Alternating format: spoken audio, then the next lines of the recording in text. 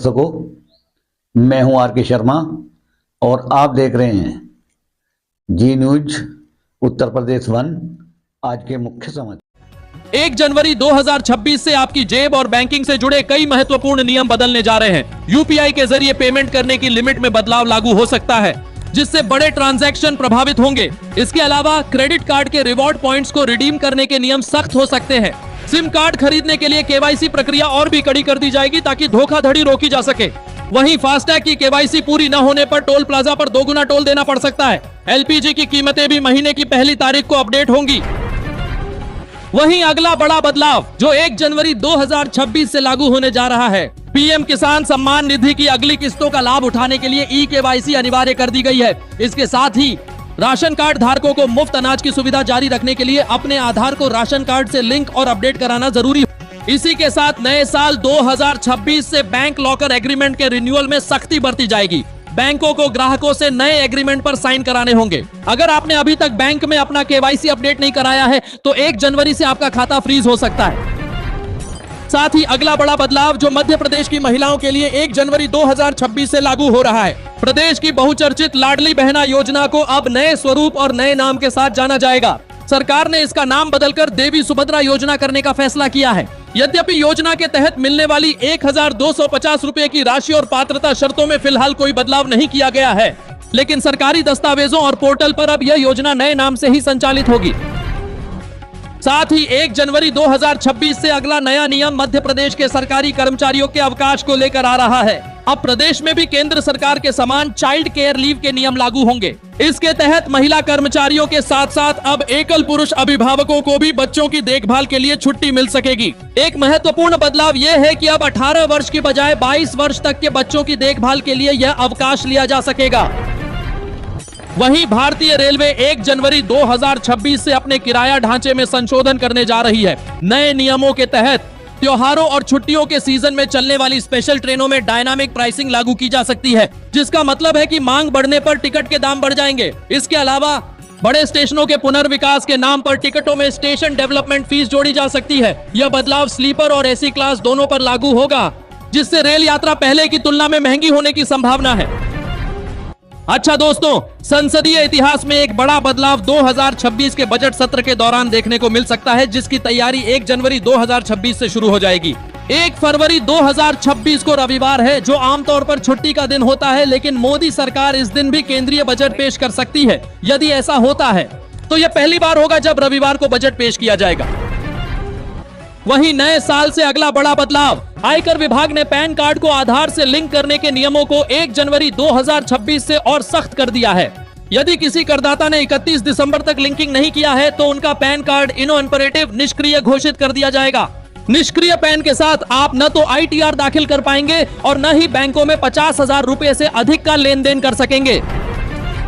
वहीं 1 जनवरी 2026 से शुरू हो रहे नए साल के पहले महीने में बैंकिंग कामकाज प्रभावित रहेगा। आरबीआई की हॉलिडे लिस्ट के अनुसार जनवरी में गणतंत्र दिवस, मकर संक्रांति और कई राज्यों के स्थानीय त्योहारों के कारण बैंक कई दिन बंद रहेंगे। इसके अलावा रविवार और दूसरे चौथे शनिवार की छुट्टियां भी शामिल हैं। ग्राहकों को सलाह दी गई है कि वे चेक क्लियरेंस और ड्राफ्ट जैसे भौतिक कार्यों को छुट्टियों की सूची देखकर ही प्लान करें। हालांकि नेट बैंकिंग और ATM सेवाएं सुचारू रूप से चलती रहेंगी। वहीं अगला बड़ा बदलाव, मध्य प्रदेश में ऊर्जा विभाग की नई नीति के तहत 1 जनवरी 2026 से जमीन मालिकों के लिए मुआवजे का नया नियम लागू हो रहा है। अब यदि किसी किसान या भूस्वामी के खेत जमीन से हाई टेंशन बिजली लाइन गुजरती है तो टावर के बेसे में आने वाली जमीन का मुआवजा गाइडलाइन बाजार मूल्य का 200% दिया जाएगा। इसके अलावा तारों के नीचे की जमीन कॉरिडोर के लिए भी मुआवजे का प्रावधान सुनिश्चित किया गया है।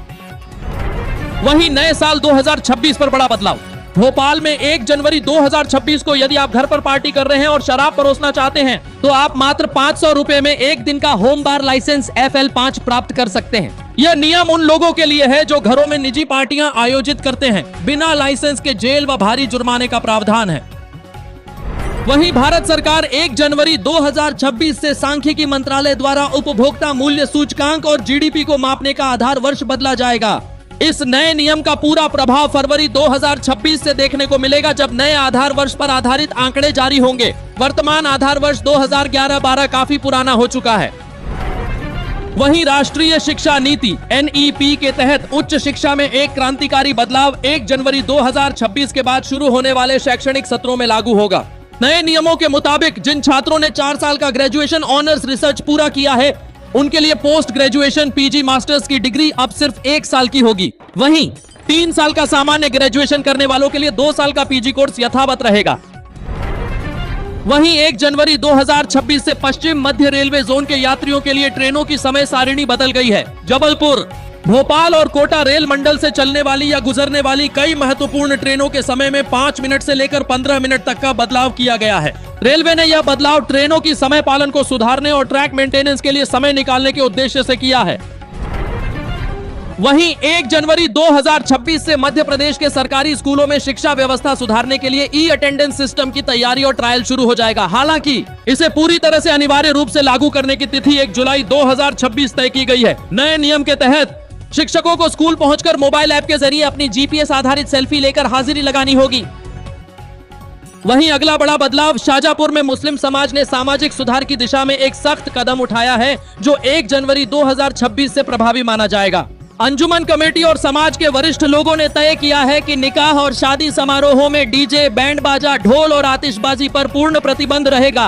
यह नियम फिजूल खर्ची रोकने और शादियों को शरीयत के मुताबिक सादगी से करने के लिए बनाया गया है। साथ ही अगला बड़ा बदलाव, इंदौर को देश का पहला भिक्षुक मुक्त शहर बनाने के अभियान के तहत 1 जनवरी 2026 से नियम बेहद सख्त हो जाएंगे। प्रशासन के नए आदेश के मुताबिक अब भिखारियों को भीख देना भी अपराध माना जाएगा। यदि कोई व्यक्ति सड़क, चौराहे या ट्रैफिक सिग्नल पर भीख देते हुए पाया गया तो उस पर जुर्माना लगाया जाएगा और FIR भी दर्ज की जा सकती है। वहीं 1 जनवरी 2026 से RBI के नए सुरक्षा मानक लागू हो रहे हैं। बैंकों को अब अपने मोबाइल ऐप और नेट बैंकिंग में सुरक्षा की अतिरिक्त परतें जोड़नी होंगी। संदिग्ध लेन देन की रियल टाइम ट्रैकिंग अनिवार्य होगी।